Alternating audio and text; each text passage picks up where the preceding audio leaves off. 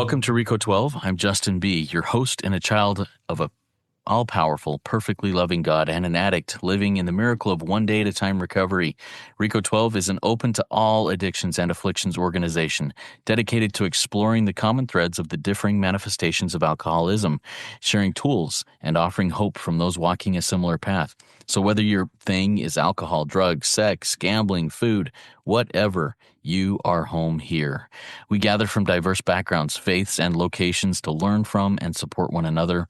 Our speakers come from various fellowships and experiences, demonstrating the universal principles of recovery. Rico 12 is not allied or affiliated with any specific 12-step fellowship. I have an exciting announcement. David G., Nikki M., and I will be back together in the next couple of weeks, resuming the Big Book Roundtable and picking up at Chapter 8, To Wives.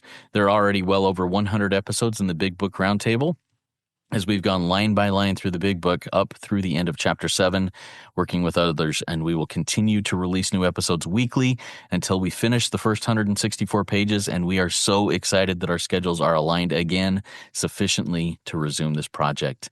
All right, this is Rico 12 speaker meeting number 422. Thank you for joining us live or on the recording later. Today's speaker is Robert Pardon, the recovery guy. He's been a regular and mainstay on Rico 12 over the nearly 6 years we've been doing this every Friday. You can find his recordings and any other previous recordings on the Rico 12 podcast. He also has his own podcast called The Recovery Guy. You should check it out. It's good stuff. We are continuing our 12-week series on each of the 12 weeks of recovery this week, and Robert will proceed with step 8 today.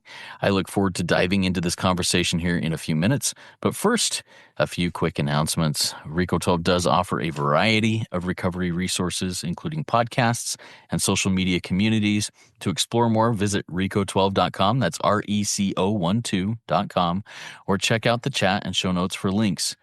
We're always looking for speakers to share, and the 12-week series is now full, and it's coming to an end at the end of April. How cool is that? So we're looking for speakers now in May, June, July. So if your higher power is like nudging you and you have a topic that's just weighing on your heart that you'd like to speak on related to recovery, reach out to me. We'll get it lined up. We are self-supporting, and your contributions help us continue this message. For information on how to do that, I'll put stuff in the chat, the show notes. You can also go to rico12.com/support. Thank you this week to Lisa and Callie for your generous donations. Any support, both financially and especially by word of mouth, truly makes a difference in helping us share these messages of hope and recovery. All right, we're going to get into this now. Each week we receive light and inspiration from our speakers. Their experience brings hope, meaning, worth, and growth to us, the listening audience. Now I'm going to welcome today's speaker, Robert. Here is a little about him. Robert first came into recovery February 9th of 1986 and met a group of people who would change his life. After a short relapse, Robert came back to recovery on April 25th of 1986. Robert, we're coming up on 40 years here in a month. How cool is that? And Robert has been clean and sober ever since. Robert's mission is to become well and to encourage others along the way. Robert is also the host of the Recovery Guy podcast and was also a panelist on the 12-part Rico 12 series called The Ask It Basket. Robert, take it away. The floor is yours. Hey, thanks. And thanks for all who are in attendance and who will be in attendance. One of the things I always appreciate our relationship, Justin, and I appreciate your desire to become more well. You forgot to mention how sick I was when I first came in. One of the things I really like about your meeting format is I'm a real AA guy. However, I suffered from all of the dependencies. When I came into AA back in 1986, alcohol was a catalyst for all I would do, but I was addicted to pornography, drugs, compulsive overeating. My first 12-step meeting was gambling, Gamblers Anonymous, and so I run the gambit. One thing I have found, though, as I pursue recovery from the standpoint of Alcoholics Anonymous, all the other things seem to fall by the wayside. And so I didn't stop throwing up until I was 18 months sober, didn't stop gambling until I was about 2 years sober. But one by one, things weren't in alignment with how I wanted to live. And so I was able to remove the things out of my life. And now based on steps 10, 11, and 12, I stay recovered. I believe that recovery is possible. I believe that if you follow the 12-step plan, whatever you're in, whatever you're doing, whatever gets you well can keep you well. And so a lot of times I've run across people who say it's AA this, AA that, or Reformers Unanimous, or Celebrate Recovery, or their church, whatever floats your boat. I just don't want anyone to die from an otherwise treatable condition. Whatever path you take is whatever path you take. Because every monotheistic religion of the world, in my understanding, every path to wellness involves the same thing: admitting we have a problem, agreeing that we're kind of crazy, turning over to our higher power, cleaning out our closet, admitting to someone God already knows, and then working on the defects of character and the shortcomings, and then making restitution in steps 8 and 9, and then keeping along that journey in steps 10, 11, and 12. And they're kind of a universal format, although today we're going to talk primarily about step 8. The coolest thing about step 8 is there's step 7 and there's a step 9. Step 7 prepares me for step 8. Actually, step 4 does. And step 9 gives me something to do with step 8. And so, when we had talked a few weeks ago and would discover that I would be doing step 8, I jumped back in my 12 and 12, which I believe is a great guide. So as a point of reference today, I will be quoting most of it out of the 12 and 12, which was a commentary written by Bill Wilson back in 1952. And it was designated as a commentary, not as a replacement for the big book, but kind of a concordance to the big book.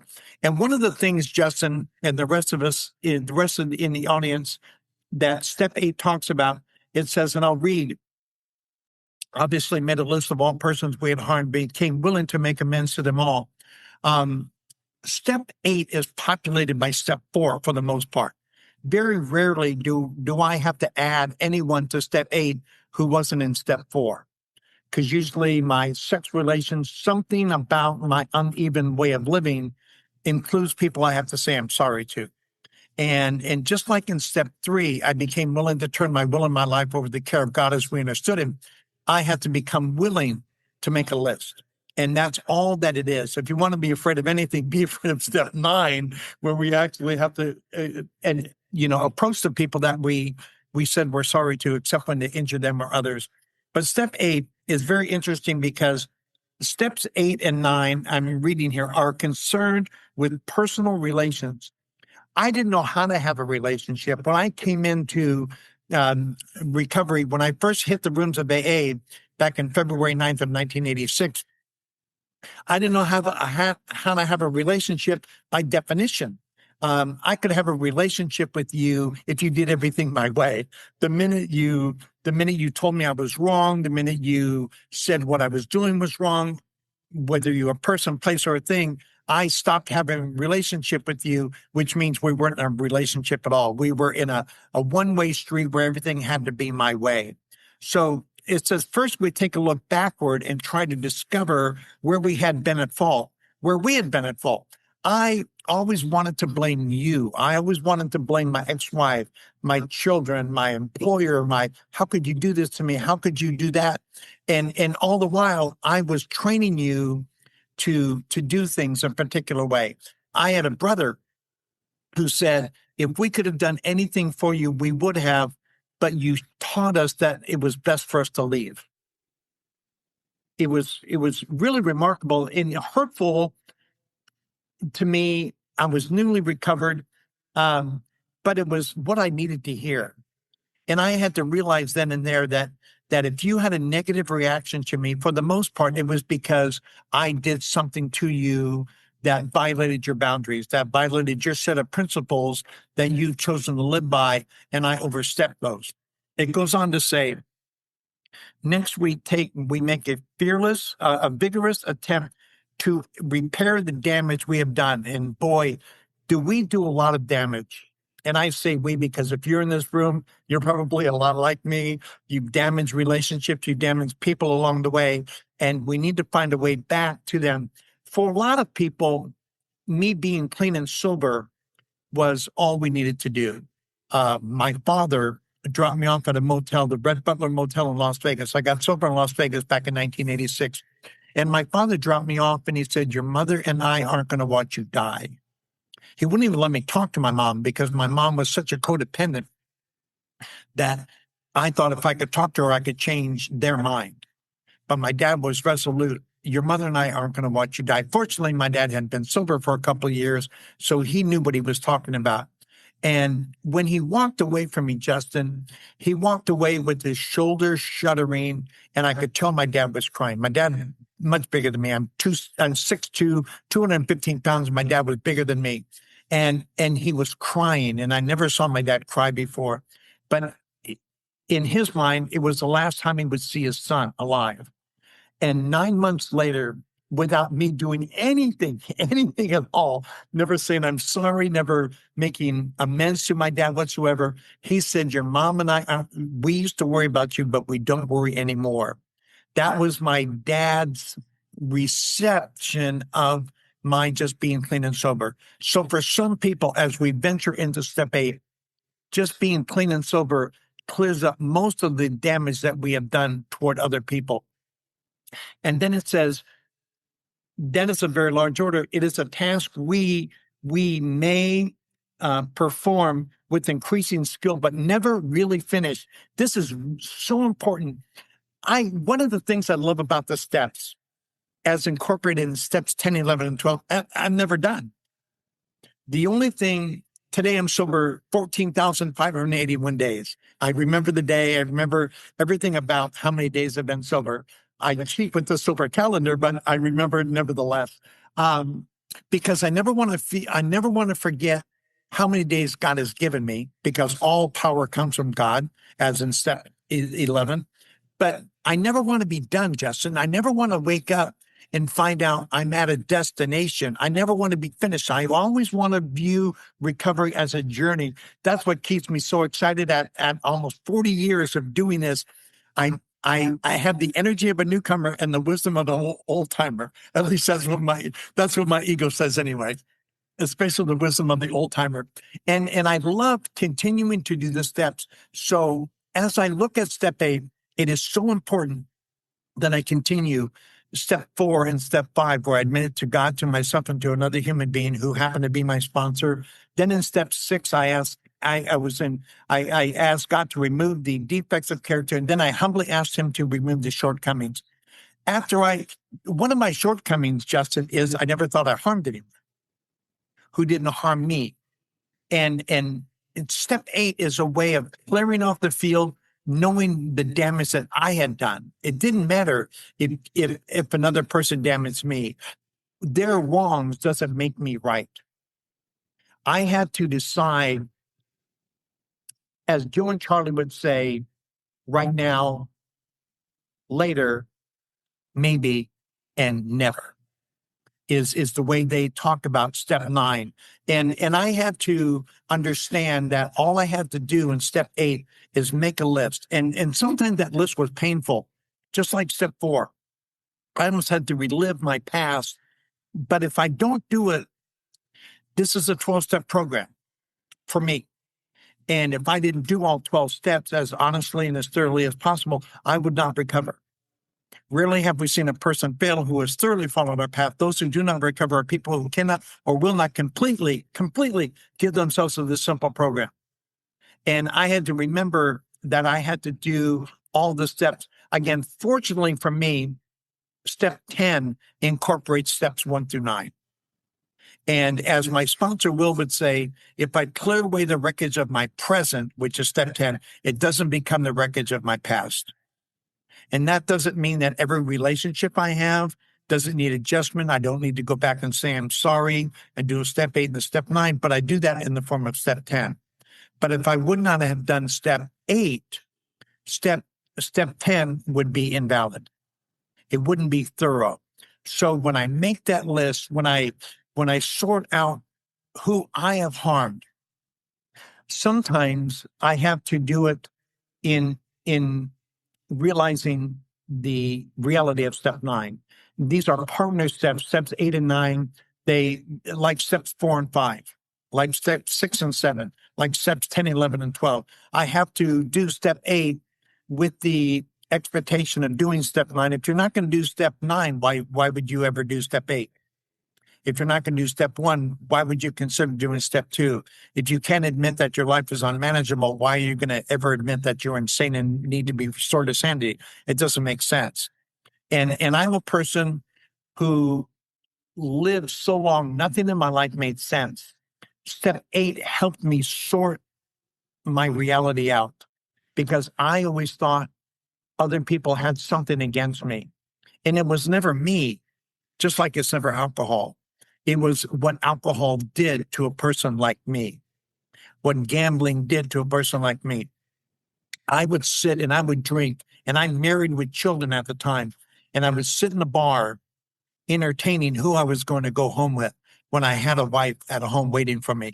And I'd end up at Larry's Villa or some other, strip club fantasizing about a person I would never meet when I had a loving wife at home. That's how sick I became in my pursuit of drowning out what I thought you thought of me. And until I tackled step 8 and realized all you wanted was for me to be happy. And step 8 was an avenue for that happiness. But I had to be willing to say, you know what? I'm sorry. I'm not the same person that I once was. I know I may never make direct amends to you. I know that there's not enough sorrow. There's not enough sorries in the world to exchange for the harm I've done you. I've had to do that with my daughters. There's not enough time for me to express to you how badly I feel with respect to what I did for you. But I had to do it and made a list of all persons. And sometimes my sponsor really became a tool, really became essential. If you don't have a sponsor, please get a sponsor. A sponsor doesn't give us permission. A sponsor is someone who has been there before us, who helps us find the way when life gets too hard. I was talking to a sponsee earlier today over a challenge that he was having, and I was able to help him just make a suggestion to him on how he charts the course. And I had the opportunity yesterday with another sponsee. That's what my sponsor did for me. When I got stuck on step 8, when I said, should I include them or should I not? He said, if you think you need to include them, include them. We'll discuss that later. To what degree you need to say you're sorry, to what degree they, on the list of importance, do we need to attack them? And just like my alcoholism, I had to stop drinking before I got sober. I had to get sober before I would recover. And before I know who to say I'm sorry to, I have to make a list of all persons we had harmed and became willing to make amends to them all. That term willingness just means I have an open heart. It just means I'm open to whatever direction. By this time, we should have a relationship with God. As if we don't, why are we asking him to remove the defects of character? We're right, and we're entirely ready to have God remove these defects of character. Even if we don't know who God is, we have a force out there, whether we can describe God or not, no matter what God is or what God. I had a guy in a meeting last week, and it was rather profound. It was rather simple. When he stopped focusing on who God was and what God did, when he began to make the what more important than the who, it was really profound. It simplifies everything for me. So whoever your concept of God is, rely on that. Sometimes the higher power is our group. Sometimes we're very tangible people, and we find out this in step 8. We're very tangible people, and we are asked to believe in a God that's invisible when we're very tangible. If we can't see it, taste it, smell it, touch it, experience it, we don't think it's real. And so we're asking God, the definition of faith, as the Bible would indicate, I make no apologies for that. Faith is the substance of things hoped for, the evidence of things unseen. How can you have evidence of something you can't see? And yet we do. And we have to rely on that. and our own misgivings that really catapult us into doing a step 8. But if we don't do a step 8 and we do it for a lifetime, that's what's really great about step 8. It's because there's some things, Justin, that hit me in year 10 that didn't hit me when I was 6 months sober. Wow, I really harmed this person. I need to go back. I need to include them in step 8 and step 9. However, I was doing a step 10 because continue to take personal inventory. And that's what step 8 is. Step is an inventory step that's designed to clear away the wreckage of our relationships. In step 4, we clear away the wreckage of our past. It says in the big book on how it works, clear away the wreckage of our past and give freely, unless we identify what a wreckage of our past is. And so we have to make sure that we're very thorough as we possibly can be, knowing that we get to clean up everything that we might have forgotten, or as it says, I love the 12 and 12 on page 79, the third paragraph.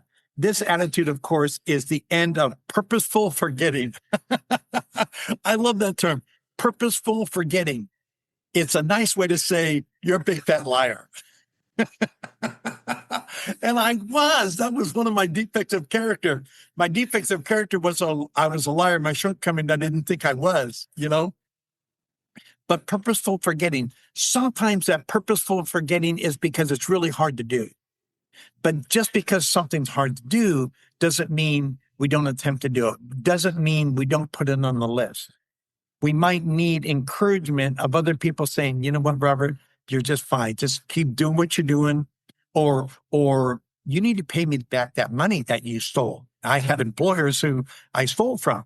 And I was not cash register honest, I was pawn shop honest, if I can get money for it, I would. And so it was part of the thing that came along with my drug addiction. The difference between a drug addict and an alcoholic is an alcoholic will steal your wallet and promise to pay you back. A drug addict will steal your wallet and help you look for it. And I had that mentality, I did drugs so badly. I had to go back and say I was sorry to a drug dealer. That's how bad. I stole from them too. I had a guy who cooked meth, and there's no worse people on the planet than a person who cooks meth. And if you ever met them, run away as fast as you possibly can. I had a meth guy who cooked down meth, told me I couldn't come around anymore because I smoked too much. And I said, well, of course I do. I do everything alcoholically. My middle name is Moore. And that's how I conducted my life. So if I was in a relationship with you, I harmed you.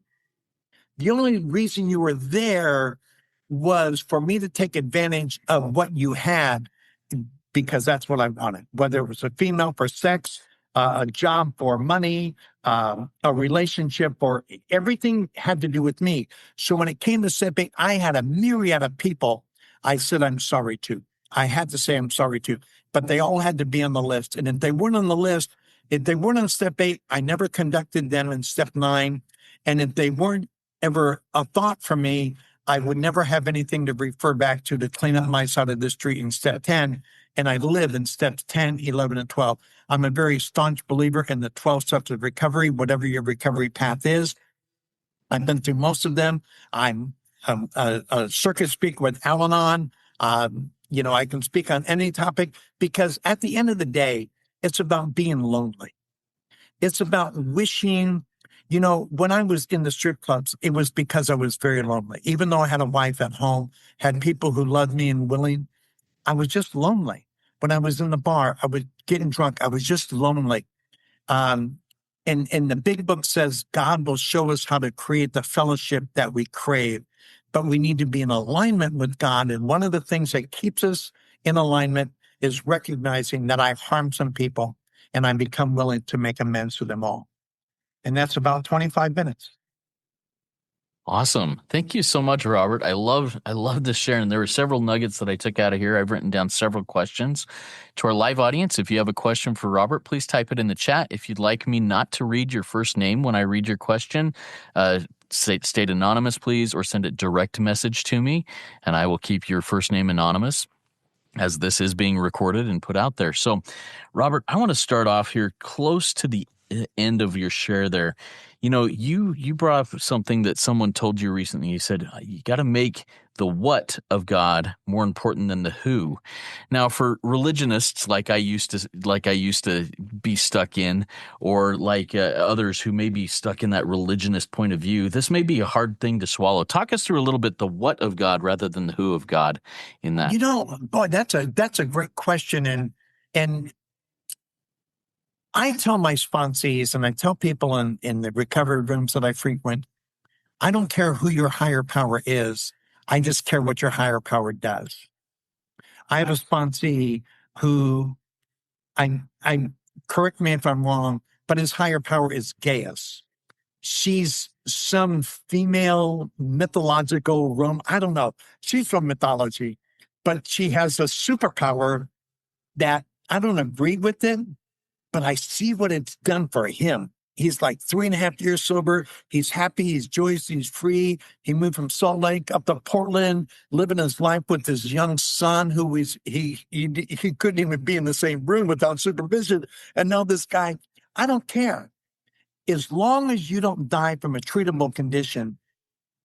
Now, if your higher power doesn't allow you to be happy, joyous, and free, if you're stupid, born, and glum, then we might not want to talk. But if you're happy about where you're at, doing what you're doing, your relationships are tight, you find a joy from the inside out, who am I to argue? Just because I have it took me 7 years to find out who my higher power was. 7 years. Now, I was happy. I was joyous. I was recovered. I was living in the rooms of a 12-step recovery. And just one day, God said, it's time to graduate you. I'm your higher power. You can set these people aside. And you know what's neat? It's kind of like, we'll love you until you learn how to love yourself. You never stop loving me. I just learned how to love myself, which makes me more valuable. So it's not who your higher power is. I could give a rip. What I care about is what your higher power does. And I think that's powerful for me to realize for myself and for anybody else around me. What is your higher power doing for you? What does my higher power do for me? And that's where I think that's where the power comes in, right? You've said something twice here, and I'm pretty sure I've heard you say it before, and I may have even asked you this question before, Robert, but for whatever reason, it's not sticking in here. Don't die of a completely treatable condition or disease. I mean, what we have here is a disease that's terminal, but we don't need to die from it. Talk to us a little bit more about that phrase. I love it. Bob D, a friend of mine, says, if you offered what we have available to us at a cancer treatment center, there'd be a line around the building. Because if you went and told the person who's dying of terminal cancer, if you do this, that, and the other, you would live and you would die of old age. There would be a line around the building wanting to get that antidote. We have a treatable condition, regardless of what your condition, drug addiction, alcoholism, pornography, gambling, it's all treatable. Some different methods work better than others, but it's all treatable. Like I have a food addiction. I used to go to Overeaters Anonymous, and food's a tricky thing. Just like pornography and gambling, not so much as gambling, but pornography and food and breathing, we still have to do it to live. Where we're going to go, a male concubine or a female concubine, just not to be attracted. And then somebody of the opposite, same sex will look good to us, right? But it's all treatable. And we have to remember that the treatment is inside. I cannot tell you how important a higher power is. Regardless, again, of who your higher power is, it's what your higher power does. That restoration to sanity, you mean they don't have to be this way? One of the most exciting things about me was I found out I was alcoholic. Because when I found out I was alcoholic, Justin, I found out that it was a treatable condition, that I could get well, that I could recover. And I gained an insatiable appetite for recovery at that moment. When you find out you don't have to die, I'll never forget. I don't have to die. Justin, I was 32 years old and I looked in the mirror and I was going to die and there was nothing I could do about it. I'm 32 and I'm dead. When I found out that there were people who were just like me, who found a way to not die. Conversely, they learned how to be happy, joyous, and free. I drank that Kool-Aid, brother.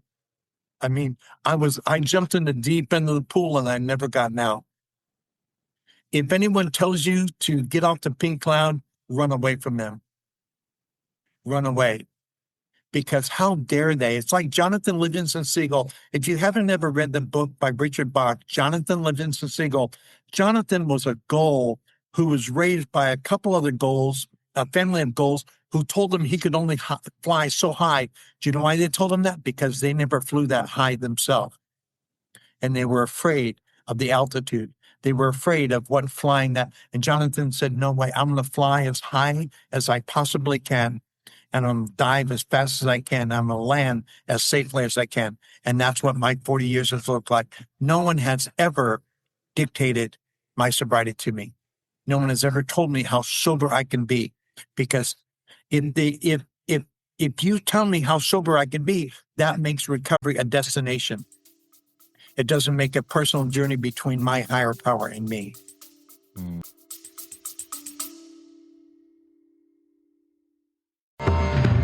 Got questions about addiction, recovery, or just life in general? Let's noodle it out together. Grab your big book, a pen, a highlighter, and a notepad, and join Nikki M and me, Justin B, on Rico 12 Noodle It Out with Nikki M.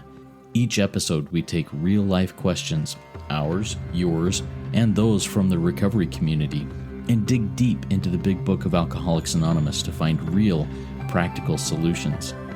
So, if you're ready to do the work and apply the solution, tune in to Noodle It Out with Nikki M, streaming now on your favorite podcast platform.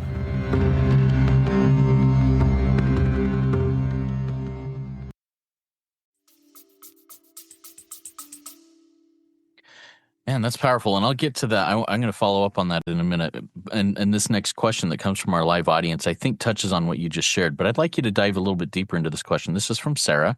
Sarah says, I hear about not leaving 5 minutes before the miracle. How would you describe your miracle? How would you articulate how you were restored to sanity? And what does your higher power do for you? The answer to the last question is everything. God does for me what I can't do for myself. Sarah, I wake up every morning and first of all, I'm 72 years old. I remember what day it is. That's the first thing I do. Oh, today's Friday. And I look at my calendar, see what I have to do. But God does everything for me. God even wakes me up in a bed and I know where I'm at. That's amazing. You ever watch The Wizard of Oz? Do you ever see when Dorothy at the end of the movie says to the Good Witch of the West, and the Good Witch of the West looked at Dorothy and said, and what have you learned? And she said, if I ever want to find happiness, I never have to look any further than my own backyard. There was a day, Sarah, that I walked into the rooms of recovery. I'm looking right at you. I can see you. I walked into the rooms of Alcoholics Anonymous and I realized I never had to leave. That was for a person who had to leave everywhere, either by people saying, don't come back, or you stopped having what I wanted or stopped giving me what I wanted, to find out that I was actually home, that I never had to go anywhere. And I've never gone anywhere. Justin and I were talking. I started a new meeting just for newcomers. At 40 years sobriety, I'm still serving. I still have sponsees. I still read the 12 and 12. I still read the big book. I still work with other people. I'm going to go to a meeting tonight and go to 5 meetings a week because the rooms of recovery are home to me. And I never have to leave. And I hope you've had that moment. And there was a third question in there I don't think I covered is what does your higher power do? When did you realize there was a third question? How would you describe your miracle, and how would you articulate how you were restored to sanity? Oh, dude. Okay. You know what? I realized the miracle one day when I went to this guy named Russian Ted. And I was in Las Vegas. Everybody had a nickname but me. And I went to Russian Ted, and I was probably 3 or 4 months sober. And Ted, I thought, made the mistake of asking me how my day was going. I made the mistake by answering Ted. And I began to tell Ted how crappy my day was. And when I got done, seemed like 45 minutes, but Ted would never let me talk that long. He said, "But are you grateful?" And I looked at him and thought, if you got grateful out of that, old man, you need help. And he said to me, whatever, depending upon the quality and the quantity of your sobriety will determine how you are tomorrow. And I realized then and there that I was in the middle of a Lano club. The street was outside and I was ready to go into a meeting. I realized I was part of that miracle. God will never create a miracle that you're not a part of, Sarah. God doesn't operate that way because God will always do for you what Justin, what others can't do for ourselves. And what was the other? Yeah, so terrible. I get off on tangent. Yeah. So the other one was, let's see, how were you restored to sanity? Oh, little by little. Pretty much today, I'm still insane. Gosh, can you tell? The restoration of sanity, sometimes I think I'm way too old and way too sober to get upset over the things I get upset about. But we're restored to sanity in a way that in step 10, it says by this time sanity will have returned. In step 10, after the promises and after it finishes describing steps 8 and 9, and then it talks about step 10, for this time sanity will have returned. It's just by doing the steps. And sanity comes back because I don't push that button that says self-destruct. I don't burn my life to the ground for no particular reason. I don't burn my life to the ground at all. But steps 10, 11, and 12 help keep me being restored to sanity. Without taking my personal inventory, I would be insane because I would eventually revert back. My ego demands it. And the 7 deadly sins, as it says in the 12 and 12, it's not surprising that pride has a list. So my pride will eventually return me to insane way of thinking, which means a drug or another person, a place, or a thing can do for me what God has been doing for me all along.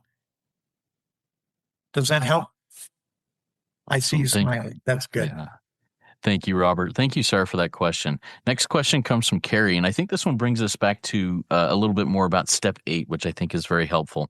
Carrie says, well, first, thank you for your service and your testimony. Question here is, while during your step work, maybe while making this list of people you've harmed, have there been any friendships that you had before step work that you had to end to maintain your sobriety?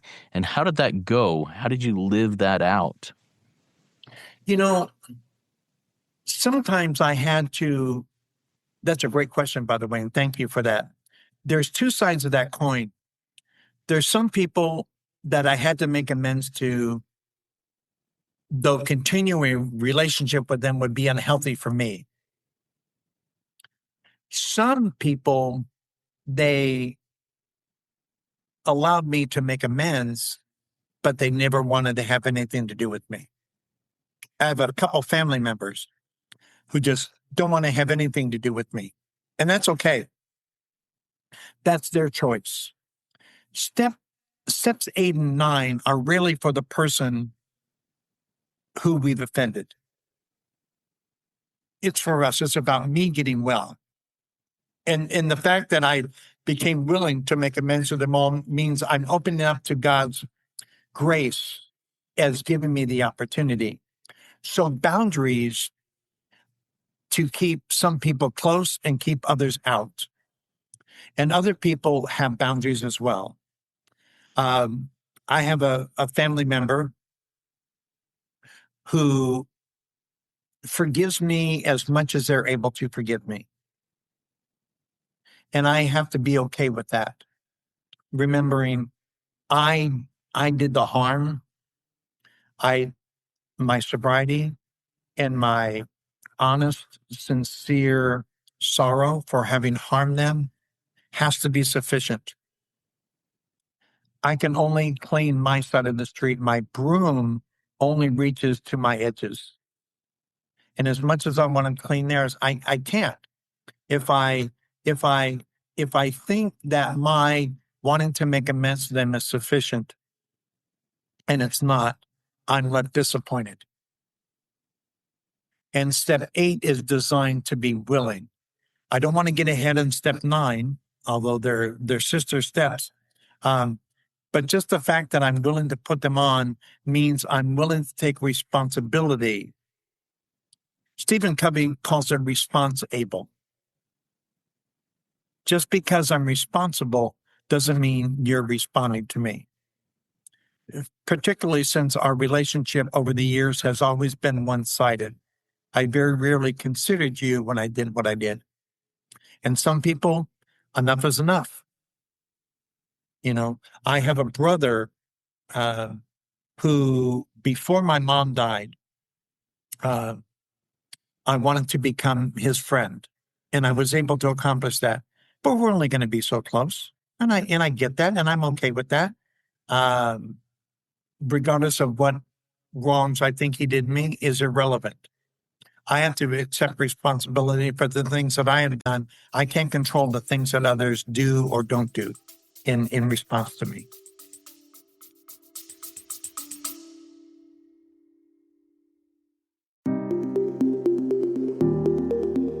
Hey, Spearheads, if you're looking to dive deeper into the big book of Alcoholics Anonymous with people who live the solution, then you won't want to miss RICO 12 Big Book Roundtable. Join David G., Nikki M., and me, the moderator Justin B., 3 recovered addicts from multiple fellowships, as we break down the big book line by line. In each 30-minute episode, we share our experience, strength, and hope in a real, raw, and practical roundtable discussion. So, if you are ready to learn and apply what you learn, tune in to RICO 12 Big Book Roundtable on your favorite podcast platform.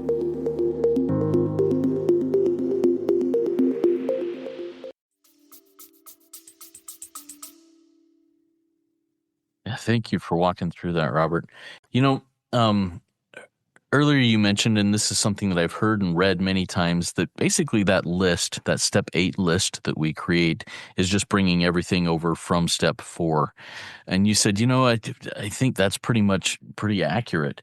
Can you think of any situations where someone or something appears on your step 8 list that maybe didn't make it on your step 4? Is there any reason for that to ever really happen logically? Yeah, you know what? Great question, Justin. That's where step 10, because there are some people I didn't think I'd harmed until the fog cleared, until I was working on step 10.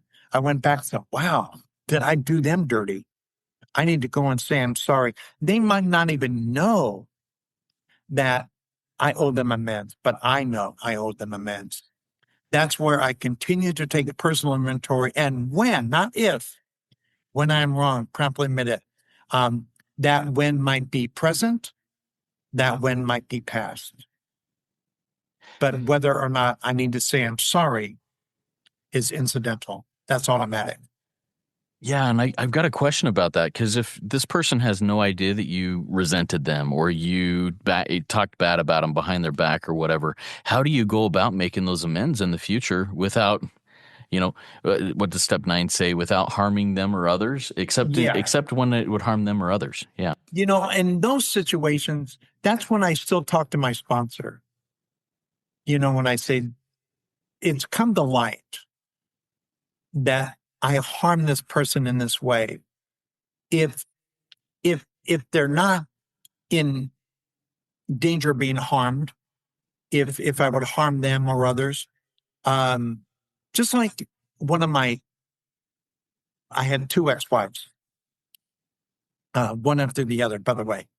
Um, and so things came to light when I was 3 and 4 years down the road, how I harmed them. Now I had to be very careful because number one, I didn't want to open up an old wound unnecessarily. And I didn't want to create in them a further distrust. So I had to find a way to say I'm sorry without making them feel bad. In other words, it's not about me anymore. It's about others. My one of my roles in recovery is to protect people against me. And sometimes the Bible says, and I'm just quoting the Bible. You can quote Gandhi or whoever you want. That I'm okay with that. Um, don't let your good be evil spoken of. So just because I think I'm doing good doesn't mean I'm not harming someone else. And I have to take that into consideration. Um, Old employers, people who can't harm me and I can't harm them. It's just a matter of fact, gee, I did this to you, I did that to you. I'm very sorry for how I conducted myself when I was in your employ. Or, with my mom, I used to steal money out of my mom's purse. And I didn't realize what a thief I was until I got sober. And so I went to my mom and I said, Mom, I wasn't always honest. The times you were looking for quarters and half dollars back in those days, that was a lot of money. Back in the 60s, you know, I want you to know it was me. And she said, I know, but you're honest now. My mom was a real Al-Anon. And so that was very helpful. And those things, if you can do them, always check your motives. Check your motives why you're doing something and check your motives why you aren't doing something. Motives are a very important role in step 9, but even in step 8. If they're on step 8, they ought to be actuated to some degree or another, except when to do so would injure them or others. If you don't have the intention on doing step 9, don't do step 8. But everything you have to check your motives. And if you're in doubt, run it by your sponsor. Yeah, Robert, you brought this up and you just hit on it. And I wanted to ask a question on this earlier, but I'm going to take the opportunity now. You said, step 4 and 5 are companion steps, 6 and 7 are, 8 and 9 are, and I've seen that, I guess, in my life. I've seen it in my recovery, but I've never really verbalized it like this. Hey, if you're not willing to do step 8, don't even start on step 9. Don't even start on step 8. Do you sit and pause there with your sponsees as they get to these steps and say, okay, step 4, don't even work on this unless you're going to take step 5. Have you ever verbalized that before with sponsees? Yeah. I have. I usually say, don't open the closet unless you're willing to clean all the junk out, which is step 4. Don't even open it. Don't even open that door because you're better off not doing step 4 than doing a dishonest step 4. Go out and get all your drinking done. Steps 1, 2, and 3 are surrender steps. They put us in a position to be honest. Number 1, we admitted we are powerless over alcohol, that our life had become unmanageable. Came to believe that a power greater than ourselves could restore us to sanity. We're turning our will. If I'm doing a thorough step 3, why am I afraid of step 4? It's not my life anyway. It's not my present life. It's my past.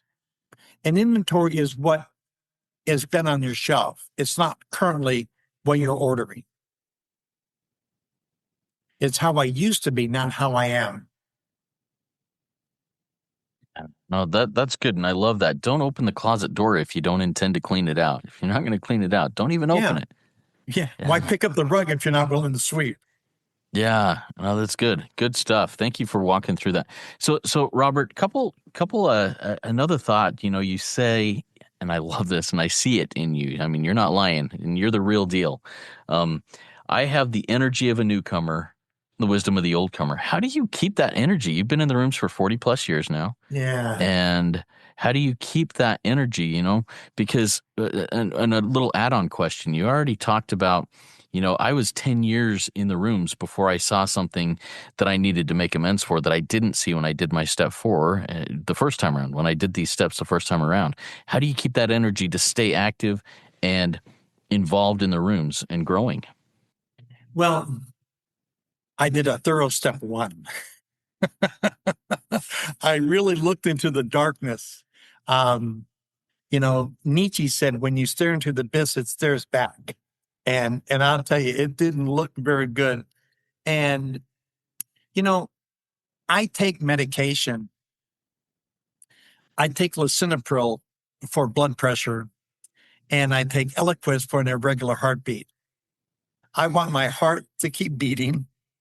I want my blood pressure. I went to the doctor yesterday, it was 122/77. And you know why that is? Because I take my medicine.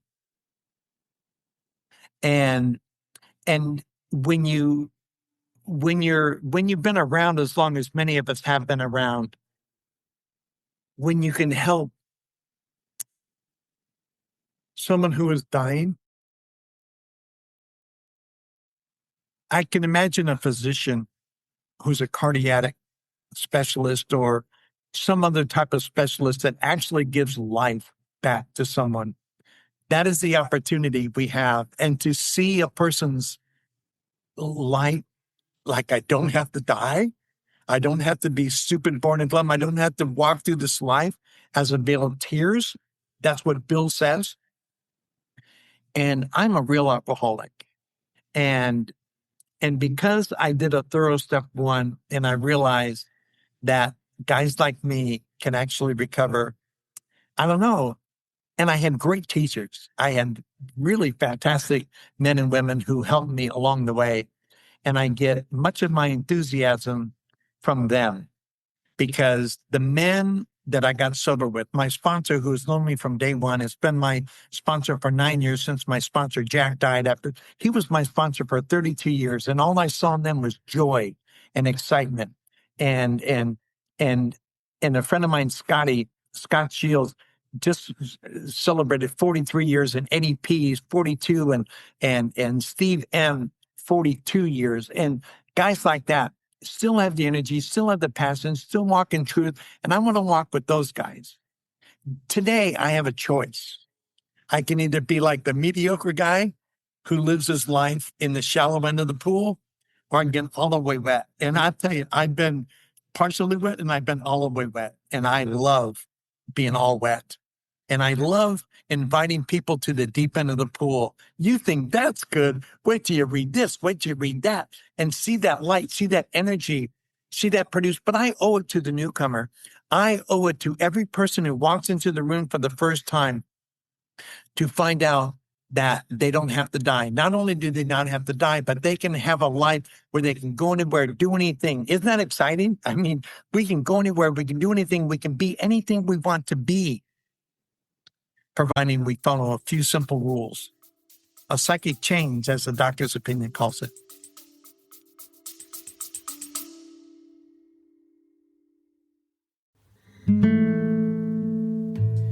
Hey, Rico 12 Spearheads.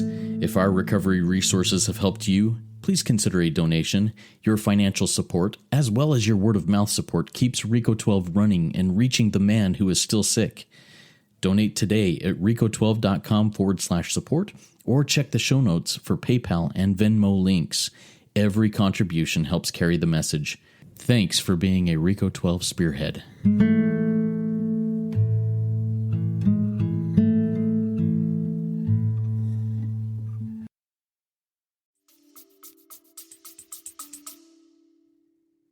Yeah, and I love the energy that you bring. I hope that as I continue seeking out mentors like you and others who you have what I want. I hope that I can reflect that energy and carry it forward as we continue down this path, as we trudge this road of happy destiny. Robert, I want to go back to a little bit that you mentioned earlier, and that is part of step 8. So I see step 8 as the 2 phases. We made a list. and then we became willing to make amends to them. There are people on pretty much everybody's list that you're like, when you write it down, you're like, I am not willing.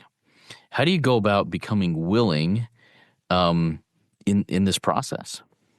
That's a great question. And that's why I love Joe and Charlie. And it talks about that in the 12 and 12. Right now, later, maybe, and never. If we work through them systematically like that, by the time we get to maybe, we can't wait for the never to move itself up.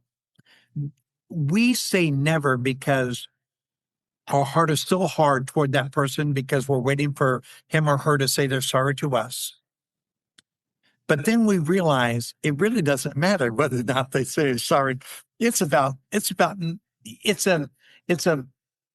a selfish program. It is a program of self-preservation. Remember, the goal is to be as well as I can possibly be so I can help the newcomer walking in. That is the only reason that I get well. It's not for me. If it were for me, I'd have stopped a long time ago. But it's for the person walking through the door who wants to have the freedom that I have. And if you're willing to go to any lengths to get it, then you're ready to take certain steps. But you've got to want what we have. And hopefully they want what I have. Others, people that I know, Jenny or Bambi or any of the other people that I know in recovery, I want what they have. And I'm willing to go to any lengths to get it. Then I'm ready to take certain steps. And those steps, I never stop. And I'll tell you, one of the reasons that you'll never relapse, that you'll always be on the road to recovery, and those who serve will attest to that, serving others is the greatest defense. It says the strenuous work one alcoholic to another is vital to bring about permanent recovery. It says that on Roman numeral 17 of the second edition of the big book.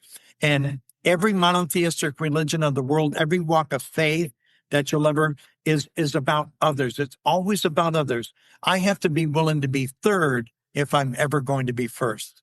And who doesn't like to be first, right? I would like to Absolutely. be first, but I have to Yeah. be willing to be third. And when I put God first, my higher power first, he or she mandates that you're second and I get to be third. Mm. And therefore I'm first.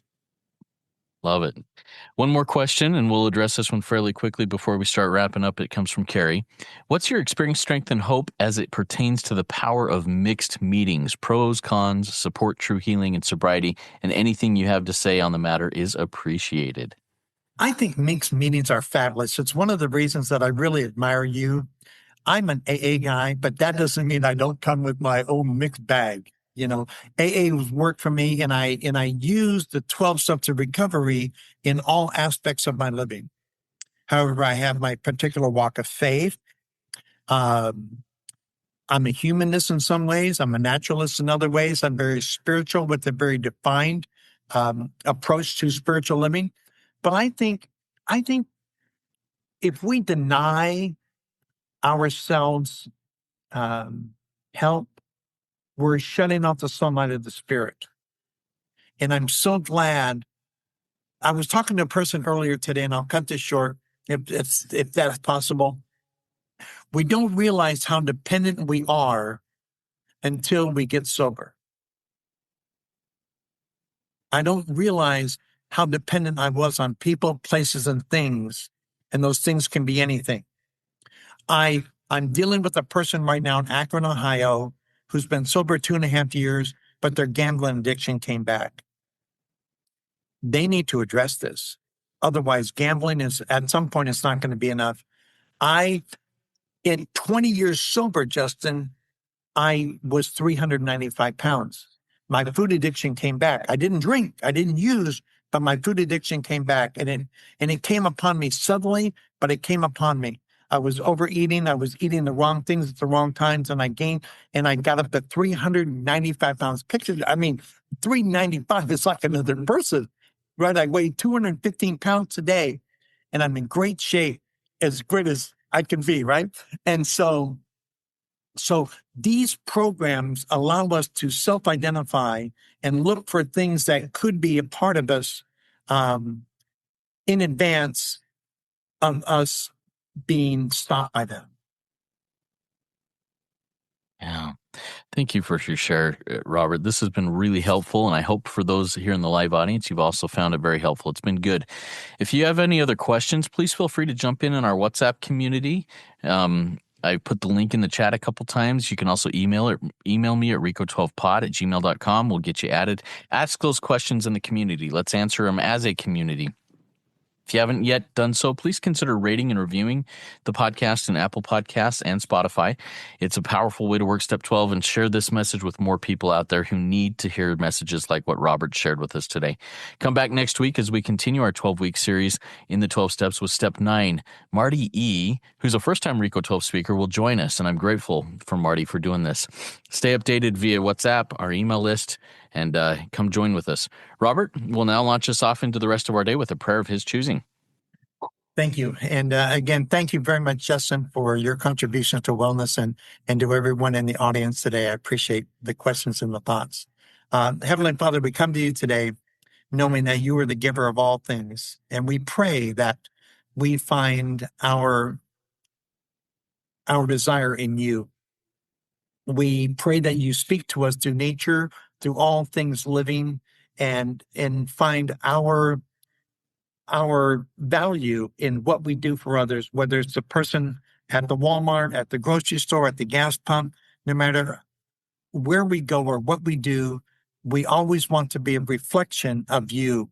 We never know how another person's day is going, so let us be uplifting, let us be encouraging as we walk this path that you've given us. In God's name we pray. Amen.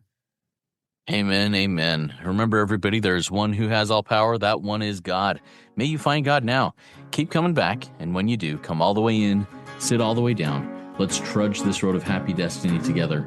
Work it. You are worth it. I've seen stars fall from above. I've fallen in and out of love. I've been high and I've been low. Now I know I just can't do this on my own. I've seen a boy become a man. He got lost without a plan. He's so far away from home. Now I know I just can't do this on my own. Your arms surrounding me. Your touch is grounding me.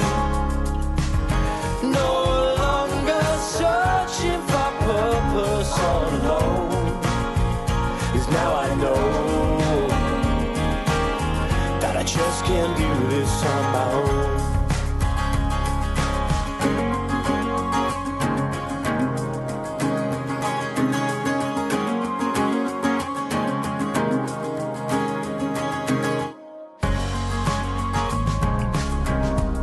I'm looking for the words to say. You make the world a better place, and I can call that place my home. 'Cause now I know that I just can't do this on my own. Your arms surrounding me. Your touch is grounding me. No longer searching for purpose all alone.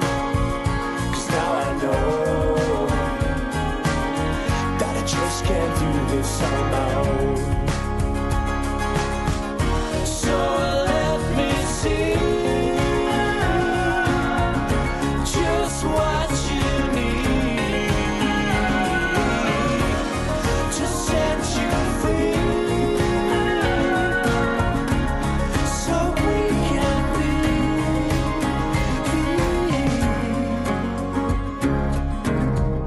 I saw stars fall from above.